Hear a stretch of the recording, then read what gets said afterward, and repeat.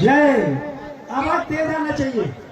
कि जिनका इतिहास लिखा हो रक्त से उन्हें ये चुनौतियां क्या डराएंगी, कि जिनका इतिहास लिखा हो रक्त से उन्हें चुनौतियां क्या डराएंगी, जो रुख मोड़ दे तूफानों का उन्हें हवाएं क्या बताएंगी, और जो फाड़ दे सह के जबरों को उन्हें ये लोमड़ी क्या आंखें दिखाएंगी, जिनके वंशज सम्राट अशोक है उन्हें ये जेल की सलाखें क्या डराएंगी। जेब में डाल दो। सर्वप्रथम भगवान तथागत गौतम बुद्ध एवं विश्व विजेता चक्रवर्ती राजा सम्राट अशोक महान जी के चरणों में नमन करते हुए सर्व समाज में जन्मे सभी संत महापुरुषों, राजा महाराजाओं, वीर वीरांगनाओं के चरणों में नमन करते हुए मंच पे विराजमान समस्त अतिथियों, दूर दराज से आए मेरे प्यारे भाइयों बहनों, माताओं, बच्चों, बुजुर्गों का मैं बाल कबीर कुशवाहा आप सभी का हृदय से बंधन अभिनंदन करता हूँ। कि शौक नहीं है मुझको माला गुलदस्ता और कि शौक नहीं है मुझको माला गुलदस्ता और फूलों की, चाह नहीं है सत्ता शासन है और मखमल के झूलों की। अरे हम तो उस पथ के राही हैं जिनकी राह रही है सूलों की। हमने उसी पायदान पर कदम रखे हैं जहाँ होती बात उसूलों की। सामान्य साथियों, 500 किलोमीटर का सफर तय करके आया हूँ, 5 मिनट लूंगा, कृपया ध्यान से सुनिएगा। सामान्य साथियों, भगवान तथागत गौतम बुद्ध एवं सम्राट अशोक महान जी के आदर्शों, विचारों, सिद्धांतों, नीतियों पर चलते हुए महात्मा ज्योतिबा फुले एवं माता सावित्रीबाई फुले उस समय पाखंडवाद के खिलाफ लड़ रहे थे, अंधविश्वास रूढ़िवाद के खिलाफ लड़ रहे थे, अपने हक अधिकारों को पाने के लिए लड़ रहे थे, दलितों पिछड़ों के उत्थान के लिए लड़ रहे थे।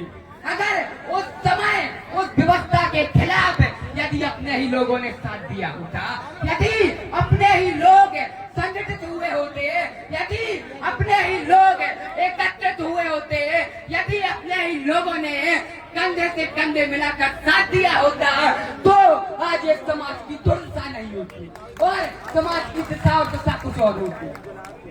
लेकिन उसी कार्य को लेकर, उसी संघर्ष को लेकर, उसी विचारधारा को लेकर, उन्हीं की नीतियों पर चलते हुए छत्रपति साहू महाराज, डॉक्टर भीमराव अम्बेडकर, बिहार लेनिन, बाबू जगदेव प्रसाद कुशवाहा जी, मेजर ध्यानचंद, मान्यवर काशीराम साहब एवं मध्य प्रदेश की राजनीति में भूचाल लाने वाले श्रद्धेय सुखलाल कुशवाहा जी, ऐसे अनेक क्रांतिवीरों ने अपनी प्राणों की आहुति दी। तब जाकर ये समाज जागृत है, तब जाकर ये समाज शिक्षित है।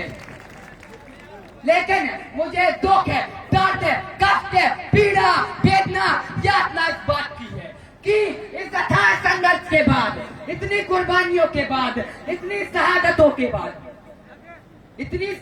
के बाद आज भी हम मानसिक गुलामी, पाखंडवाद, आडंबर जैसी कुरीतियों में जकड़े हुए हैं। लेकिन यह कारवा, यह संघर्ष, यह नीतियां, यह विचार रुके नहीं हैं।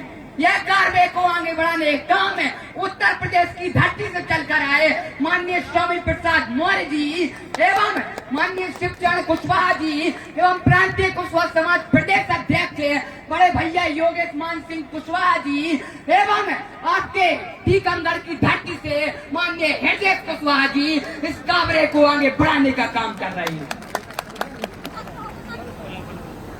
तब कहता हूँ कि आज समय है कुछ दिखलाने का, वरना कुछ नहीं कर पाओगे। आज समय है कुछ दिखलाने का, वरना कुछ नहीं कर पाओगे। एक नहीं होंगे क्या, आपस में लड़ते झगड़ते रह जाओगे। अरे खूब गुलामी सहते आए, अब तुमको कुछ करना होगा। जाग उठो हे मोर बंसी, अब तुमको परिवर्तन लाना होगा।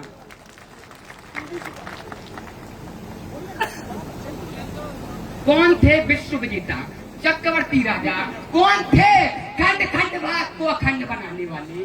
कौन थे विश्व विजेता और कौन थे जिनके चिन्ह सदियों से लेकर आज तक नोटों एवं सिक्कों पर अंकित है? कौन थे वे राजा जिनका धर्म चक्र दिल्ली के लाल किले ही नहीं बल्कि संपूर्ण भारत देश तिरंगे झंडे के केंद्र में अंकित है, अपनी सोच पंक्तियों के माध्यम से बतलाता है कि सम्राट अशोक के वंशज हैं हम, न जंग लगी तलवारों में, कि सम्राट अशोक के वंशज हैं हमें, ना जंग लगी तलवारों में। तुमने हमको नीचा समझा जब से बीज को बोया क्यारों में, अरे शस्त्रों का संधान छोड़ा है, ना ही उसका परित्याग किया, मौर्य वंश से टकराने से पहले ना तुमने कलिंग युद्ध को याद किया। मेरे प्यारे सम्मानीय साथियों, हर धर्म हर बिरादरी के लिए काम करते हुए जब महात्मा ज्योतिबा फुले एवं माता सावित्रीबाई फुले कन्याओं को पढ़ाने जाती थी तो कुछ तथाकथित लोगों को जलन होती थी, पीड़ा होती थी, कष्ट होते थे, कांटे चुभते थे, विरोध करते थे और कीचड़ गोबर पत्थर फेंकते थे। आखिर क्यों को उनको पता था अगर शूद्र दलित वैश्य और नारी शिक्षित हो गई तो उनका व्यापार बंद हो जाएगा, वो बुंदेली में कहूँ तो बोरिया बिस्तर गोल हो जाएगा और रसोई में चटनी पीसनी पड़ेगी। कब कहता हूँ क्या दोनों साथी समय कि दलित दुर्साहीन भावना देखो, दलित दुर्साहीन भावना देखो छू नहीं सकते थे पीने वाले पानी को, कि दलित दुर्साहीन भावना देखो छू नहीं सकते थे पीने वाले पानी को। रोक लगा दी जा तमाचा फुले ने कुछ लोगों की बढ़ती मनमानी को, अरे आग गड़ा के पढ़ लेना ज्योतिबा फुले की अमर कहानी को, नारी शिक्षा के उत्थान के खातिर समर्पित करती पूरी जिंदगानी को, कि इतिहासों के पृष्ठों में गायब कर दी जिसकी अजब कहानी थी, कि इतिहासों के पृष्ठों में गायब कर दी जिसकी अजब कहानी थी। संघर्षों की भरी पड़ी गाथाएं, अद्भुत खून की रवानी थी, अरे लड़ी लड़ाई दलितों पिछड़ों की, नारी को हक और सम्मान दिया, शिक्षा से वंचित थी नारी उनको भी विद्यालय का मान दिया।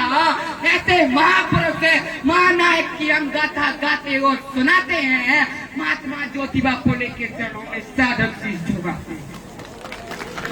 अंतिम पंक्ति से विदा देता हूँ, तब कहता हूँ कि उदासी का पत्थर आंसुओं से कभी नम नहीं होता, कि उदासी का पत्थर आंसुओं से कभी नम नहीं होता, शेरों को पिंजरों में कैद कर लेने से खौफ कभी कम नहीं होता, अरे हो बुलंदे हौसले तो मंजिल पैरों पे चलकर आएगी, हार वही मानते हैं जिनकी बाजुओं में दम नहीं होता।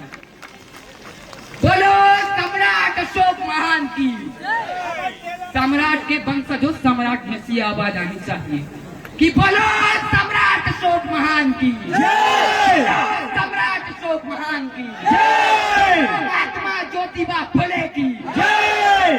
कहने को तो बहुत कुछ, लेकिन इतना कहकर अपनी वाणी को विराम देता हूं। बहुत बहुत